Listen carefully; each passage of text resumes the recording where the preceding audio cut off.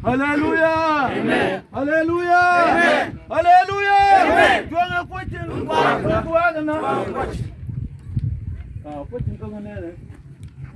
Wani munya ya. Yung tiran ek nang kwachin. Wokun wakan da. Pung acha.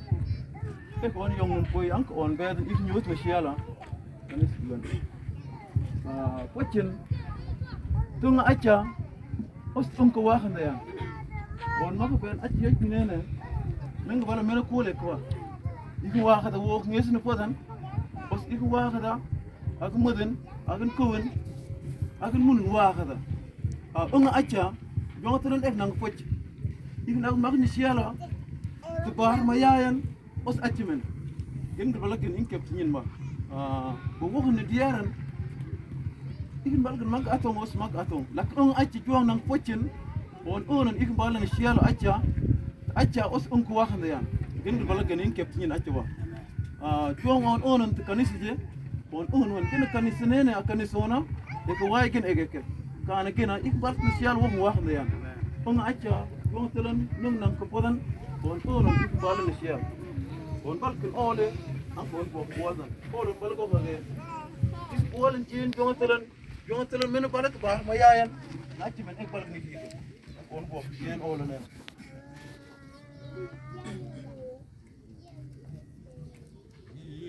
Waden yin duang atelan la la la la la la la la